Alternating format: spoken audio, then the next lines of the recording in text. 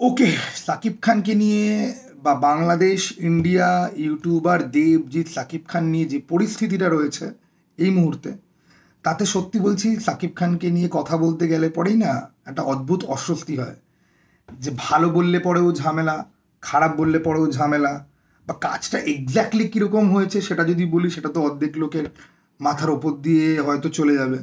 কারণ এখানে আইদার লোকে গালাগালি শোনার জন্য রয়েছে যে সাকিব খানকে দাদা চারটে গালাগাল দাও, আর না হলে সাকিব খানকে নিয়ে সব কথা ভালো বলবে, কোনো খারাপ কথা বলবে না। ফলে সাকিব খানের কাজ নিয়ে কথা বলা তা কাইন্ড অফ ইম্পসিবল হয়ে যাচ্ছে। একটা গানের টিজার, গানটাও না, গানের টিজারের সুর অন্য কোনো গানের সুর বলে সেইটা নিয়ে ভিডিও করে এ কপি ও কপি, এ রিপ্লাই ও রিপ্লাই, মানে একটা গানের টিজারের যে রিভিউ হতে পারে আমি তো এটাই জানতাম না। আমাদের এখানকার যাদেরকে আমি বাজে ইউটিউবার মনে করি, যারা স্টারদেরকে ক্যাটার করে, তারা বাদ দিয়ে যারা তথাকথিত ভদ্র ইউটিউবার আছে, যারা স্টার ক্যাটার করে না, তারা ঠিক কতটা ফ্লড কোনো আইডিয়া আছে? দেখো ভাই, আমি ফুল টাইম ইউটিউব করলে না প্রচুর সিনেমা নিয়ে কথা বলতে পারতাম। আমি এর মধ্যে 7-8খানা হরর ফিল্ম বসে বসে দেখলাম, কিন্তু সেগুলো নিয়ে ভিডিও বানিয়ে কি হবে, কে দেখবে? ফার্স্ট ওমেন নিয়ে ভিডিও বানিয়েছি, 200টা লোকও দেখেনি। কত এডিট করেছি ওই ভিডিওটার মধ্যে, যে কেউ দেখলে বুঝবে আমার এই নর্মাল ভিডিওর থেকে ওই ভিডিওর প্রচারে প্রচুর এফোর্ট রয়েছে। হু কেয়ার্স ভাই, কেউ দেখে না। সেই জন্য বলতেও ইচ্ছা করে না, কারণ এখানকার শিক্ষিত অডিয়েন্স আবার হিন্দি ইংলিশ চ্যানেলগুলো গিয়ে ফলো করে, কারণ ভাবে যে এখানে তো কিছুই হয় না। যাই হোক, আমি যেহেতু নিজেই কনসিস্টেন্ট নই, তাই আমি আর কাউকে দোষও দিই না। এবার সাকিব খানের প্রসঙ্গে যদি আসি, একটা পোস্টার বেরিয়েছে। এই পোস্টারটার মধ্যে সাকিব খান বন্দুক হাতে নিয়ে দাঁড়িয়ে রয়েছে। সাকিব খানকে দুর্দান্ত দেখতে লাগছে, দুর্দান্ত দেখতে লাগছে, হেব্বি দেখতে লাগছে। পেছনে দুখানা নায়িকা রয়েছে, হেব্বি দেখতে লাগছে।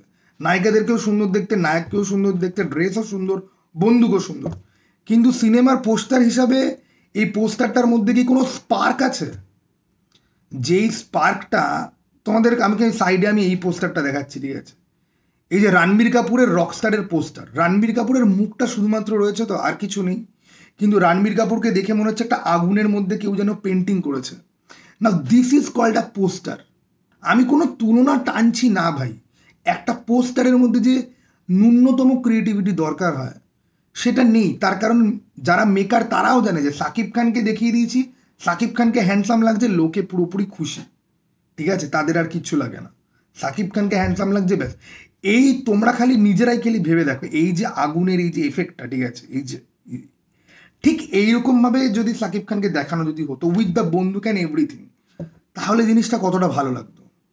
পেছনের যে নায়িকা যারা দাঁড়িয়ে রয়েছে তাদেরকে অন্য একটা এফেক্ট দিয়ে তারপরে সাকিব খানকে এরকম যদি করা তো কতটা ভালো দেখতে লাগতো। ওকে, বক্তব্য এটাই, কাউকে ছোট বড় করাটা বক্তব্য নয়। বক্তব্য হচ্ছে কি ক্রিয়েটিভিটি, কারণ আমরা সিনেমা নিয়ে কথা বলছি। এরপরে আসা হচ্ছে কি যে উড়াধুরা গানটা, উড়াধুরা গানটা নিয়ে যদি আমাকে কথা বলতে যদি হয়, এই গানটার লাইনগুলো খুব ক্যাচি। আমি নিজে গানটা 4-5বার আমি তো শুনেছি প্রথম দিন যেদিনকে এসেছিল। কারণ দেখো ভাই, এটা ওই একটা প্রেমিকাকে পটানো মার্কা গান, ঠিক আছে, ওকে, প্রেমিকাকে পটানো মার্কা একটা গান, এবং লিরিক্সগুলো সত্যি ক্যাচি, টিউন এবং বিট এগুলো পুরো নাচ করার মতো। আমি খুব শিওর বাংলাদেশে আপকামিং সমস্ত ফেস্টিভ্যাল, সমস্ত বিয়ে বাড়িতে এই গানটা তো চলবেই, বিয়ে বাড়িতে তো চলবেই ভাই। মানে ওই বউ আসছে লাইফে, ঠিক আছে, ওকে, তো তাকে দেখে মাথা ঘুরে যাচ্ছে, এবং এক একটা লিরিক্স ভাই বেশ মজা লাগে শুনতে, প্লাস গানের বিট। এবার গানটার ভিডিও যদি বলি, প্রেজেন্টেশনটাও সত্যি সত্যি ভালো হয়েছে, ঠিক আছে। বাংলাদেশ থেকে এত পলিশড প্রিমিয়াম কাজ রাইহান রাফির হাত দিয়ে বেরোচ্ছে, এটা এক্সপেক্টেড। এবং হ্যাঁ, এরকম ডিরেকশানেই যেতে হবে। বাংলাদেশের অন্যান্য ডিরেক্টরদেরকেও বুঝতে হবে যে এই লুক অ্যান্ড ফিল, এই প্রিমিয়ামনেসকে অ্যাচিভ করতে হবে। আর এটা শুধুমাত্র বাজেট থেকেই আসে না, বোধ আর সেন্স থেকেও আসে। There is something called creativity, যেটা রাইহান রাফির মধ্যে আছে, বাংলাদেশের অনেক ডিরেক্টরের মধ্যেই থাকে না। তো আমার উড়াধুরা গানটা খুব ভালো লেগেছে। এই পোস্টারটা আমার লেগেছে অ্যাভারেজ। এবারে কমেন্ট বক্সে গালাগাল দাও, খিস্তি দাও, যা দেবে দাও, আমি 5 মিনিটের মধ্যে টপিক নিয়ে বলে শেষ করেছি। আবার যখন কোনো আসবে সাকিব খানের কোনো আপডেট ভিডিও আমার চ্যানেলে আসবে, যখন কোনো ম্যাটেরিয়াল আসবে, কোনো গান বা ট্রেলার, আমি ওয়েট করছি তুফানের ট্রেলারের জন্য। আর তোমরা কি আমাকে কেউ বলতে পারো যে তুফান রিলিজ কবে হবে? কারণ দেখো, যারা তুফান নিয়ে ভিডিও বানাচ্ছে আমি তাদের ভিডিও দেখছি না, ঠিক আছে, এবং অফিসিয়াল কোনো রিলিজ ডেট পেলে পরে ফেসবুকেই চলে আসতো, তো অফিসিয়াল রিলিজ ডেট এখনও অবধি আসেনি। তোমরা কি কেউ জানো এই ব্যাপারে? তাহলে আমার ভিডিওর তলাতে প্লিজ কমেন্ট করো, ঠিক আছে? কারণ অনেকেই বলছে জুন মাসে বেরোবে, জুন মাসে বেরোনোর পর কবে? কারণ এই সিনেমাটা আমি ফার্স্ট ডে ফার্স্ট শো দেখতে চাই, আর ফার্স্ট ডে ফার্স্ট শো দেখার জন্য আমাকে অনেক জিনিসপত্র হ্যান্ডেল করতে হয়। তো কারুর যদি আইডিয়া থাকে তো প্লিজ আমাকে বলো যে সিনেমাটা রিলিজ কবে হবে, তাহলে আমার সেই মতো প্ল্যান করতে সুবিধা হবে। চলো টাটা ভাই, আবার যেন দেখা পাই।